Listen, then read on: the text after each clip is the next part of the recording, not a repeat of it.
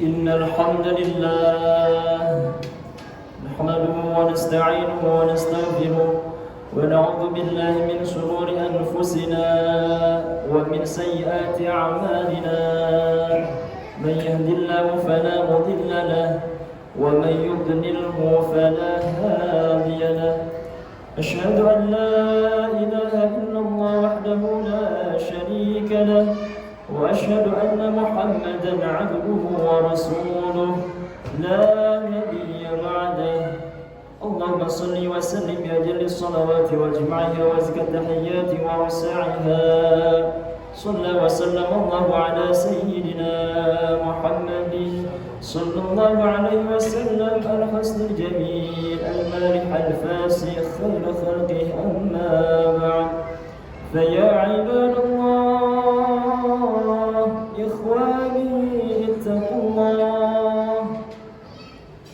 اتقوا الله ولا تموتن إلا وأنتم مسلمون كما قال الله تعالى في القرآن العظيم وهو أصدق القائلين أعوذ بالله من الشيطان الرجيم يا أيها الذين آمنوا اتقوا الله وقولوا قولا سديدا يصلح لكم أعمالكم ويغفر لكم ذنوبكم ومن يطع الله ورسوله فقد فاز فوزا عظيما صدق الله العظيم وصدق رسوله النبي الحبيب الكريم ونحن على ذلك من الشاهدين والشاكرين والحمد لله رب العالمين.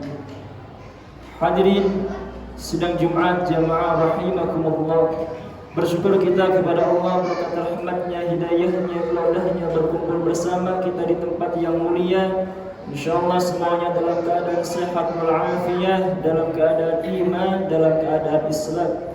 Salawat beserta salam senantiasa tersampaikan, tercurahkan kepada panutan kita, Habibana wa Nabiyana wa Maulana Muhammad sallallahu alaihi wasallam, kepada para keluarganya, para sahabatnya ila yaumil qiyamah. Mudah-mudahan kita semua yang berkumpul saat ini diakui sebagai umatnya yang senantiasa melaksanakan ajarannya ila yaumil qiyamah.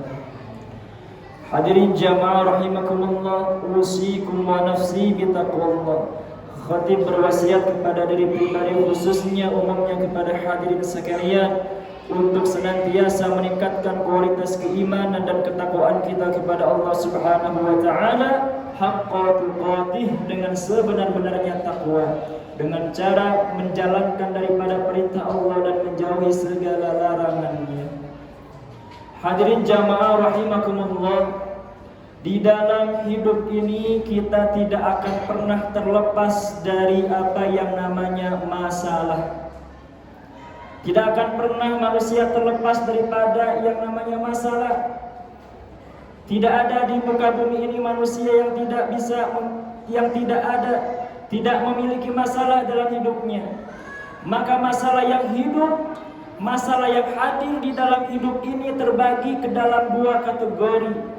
Yang pertama, masalah yang hadir dalam hidup kita bisa termasuk ke dalam kategori ujian. وَلَنَبْلُوَنَّكُمْ بِشَيْءٍ مِّنَ الْخَوْفِ وَالْجُوعِ وَنَقْصٍ مِّنَ الْأَمْوَالِ وَالْأَنفُسِ وَالثَّمَرَاتِ وَبَشِّرِ الصَّابِرِينَ. Hal ini sudah menjadi kepastian bagi seorang hamba, bagi setiap manusia, akan Allah berikan ujian. Ujian Allah hadirkan kepada kita untuk apa? Bukan untuk orang lain, melainkan untuk diri kita sendiri.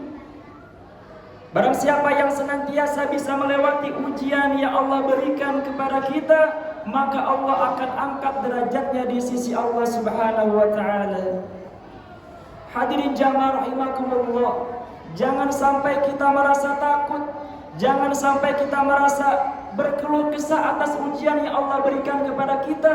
Karena kenapa? Ujian yang Allah berikan kepada hambanya sudah sesuai dengan kemampuannya. La yukallifullahu nafsan illa wus'aha. Allah tidak akan membebani seorang hamba melainkan sesuai dengan kemampuannya. Maka ketika ada ujian yang Allah berikan kepada kita, yakinlah Allah sudah mempercayakan kepada kita, kita bisa menyelesaikan daripada ujian tersebut. Lalu yang kedua, hadirin jamaah rahimakumullah, masalah yang hadir dalam hidup kita bisa termasuk ke dalam kategori yang kedua, yakni bisa jadi itu merupakan teguran azab dari Allah Subhanahu wa taala. Terkadang hadirin jamaah rahimakumullah, kita merasa percaya diri bahwasanya setiap masalah itu merupakan ujian dan demi ujian. Maka ada kategori yang kedua, yakni adalah teguran dan azab dari Allah Subhanahu wa taala. Di balik Allah memberikan teguran azab kepada kita, di balik itu semua ada kasih sayang Allah, supaya setiap hamba yang diberikan teguran, diberikan azab oleh Allah bisa kembali kepada Allah, bisa taat kepada Allah. Maka ketika kita bertanya-tanya, apakah masalah yang hadir di dalam hidup kita itu merupakan ujian atau azab? Maka cara melihatnya adalah ketika ada masalah yang hadir di dalam hidup kita, tatkala masalah tersebut semakin mendorong kita kepada ketaatan kepada Allah, maka itu merupakan ujian. Akan tetapi ketika ada masalah yang hadir dalam hidup kita, mendorong kita untuk semakin jauh kepada Allah, semakin marah kepada Allah, maka itu merupakan azab. Maka mudah-mudahan kita semua yang hadir saat ini dijauhkan daripada azab Allah, dijauhkan daripada teguran Allah, dan setiap masalah yang hadir itu merupakan ujian dari Allah dan kita bisa melewatinya. Wasta'inu bis-sabri was-shalah. Mintalah kepada Allah dengan cara apa? Dengan sabar dan senantiasa istiqomah di dalam melaksanakan salat. Berbicara ujian hadirin jamaah rahimakumullah, menjelang daripada perayaan Idul Adha, di sana ada anjuran yang sangat luar biasa dianjurkan kepada kita. Sunnah muakkadah, sunnah yang sangat dikuatkan, yakni ibadah kurban. Ini merujuk kepada kisah yang luar biasa, sosok Nabi yang sabarnya luar biasa. Karena kenapa? Diuji, yang mana ujian tersebut ketika diberikan kepada kita orang biasa, tentunya kita belum tentu bisa menerima ujian tersebut. Bagaimana tidak? Nabi Ibrahim alaihissalam, bapaknya para nabi, diuji oleh Allah. Ketika itu Nabi Ibrahim ingin mendapati daripada sosok anak. Ketika Allah berikan, Allah karuniakan anak, maka tidak berselang lama daripada usia anak tersebut, yakni anaknya Nabi Ismail alaihissalam. Maka Allah menguji Nabi Ibrahim alaihissalam untuk apa? Untuk menyembelih anaknya sendiri. Allah ingin menguji keimanan Nabi Ibrahim alaihissalam. Allah ingin melihat bagaimana kecintaan Nabi Ibrahim, lebih besar cintanya kepada Allah atau lebih besar cintanya kepada anaknya. Maka Nabi Ibrahim alaihissalam yang keimanannya tinggi kepada Allah Subhanahu wa taala, yang cintanya tinggi besar kepada Allah Subhanahu wa taala, Nabi Ibrahim berkata kepada anaknya, "Wahai Ismail, Allah menyuruhku untuk menyembelihmu." Nabi Ismail yang saat itu belum beranjak dewasa, tapi Allah karuniakan soleh anak Ismail ini.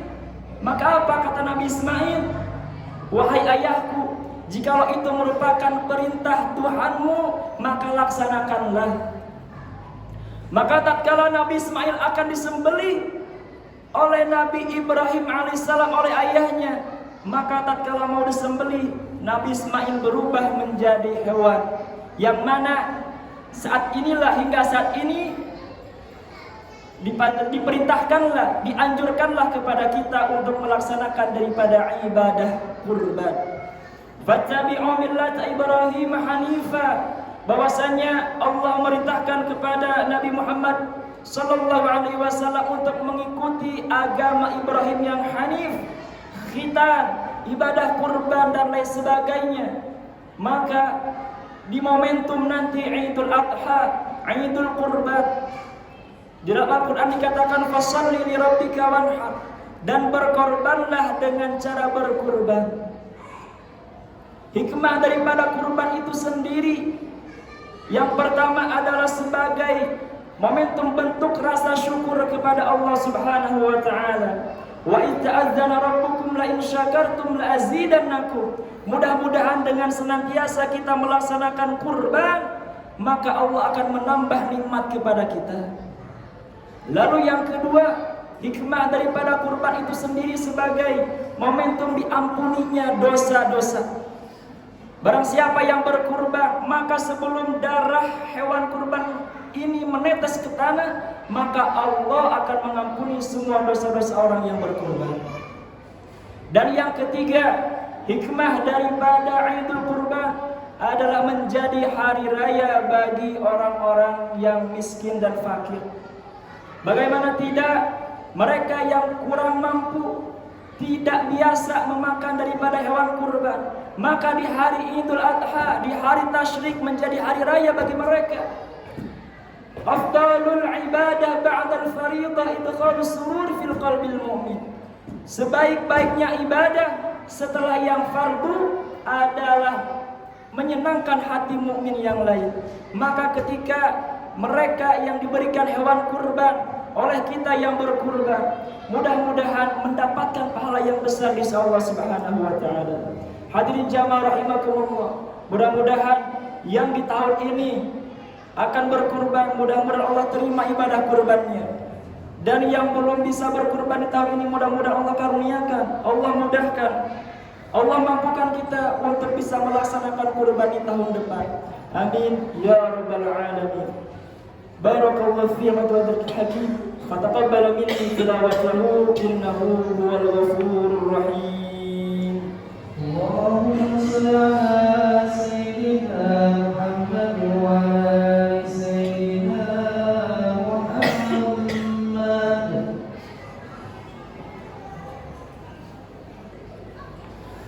Alhamdulillah. Alhamdulillah wa kafa, wassalatu wassalamu ala rasulihil nabiyil mustafa wa ala alihi wa sahbihi ahli sidqi wal wafa. Allahumma shalli ala ruhi sayyidina Muhammadin fil arwahi wa ala jasadihi fil ajsad wa ala qabrihi fil qubur. Fa ya ibadallah ikhwani ittaqullah ittaqullaha wa la tamutunna illa wa antum muslimun. فقد قال الله تعالى في القرآن العظيم وهو أصدق القائلين أعوذ بالله من الشيطان الرجيم يا أيها الذين آمنوا صلوا عليه وسلموا تسليما اللهم صل وسلم وبارك أجمعين آمين يا رب العالمين. الحمد لله رب العالمين حمد الناعمين حمد الشاكرين حمدا يفي نعمه ويكافئ مزيدا.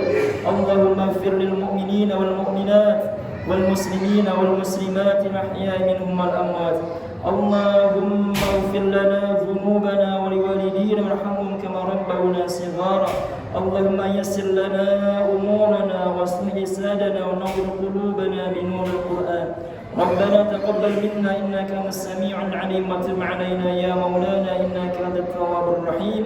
ربنا آتنا في الدنيا حسنة وفي الآخرة حسنة وقنا عذاب النار. عباد الله إن الله يأمر بالعدل والإحسان وإيتاء ذي القربى وينهى عن الفحشاء والمنكر والبغي يعظكم لعلكم تذكرون ولذكر الله أكبر. أستغفر الله لي ولكم. أقيموا الصلاة. الله أكبر.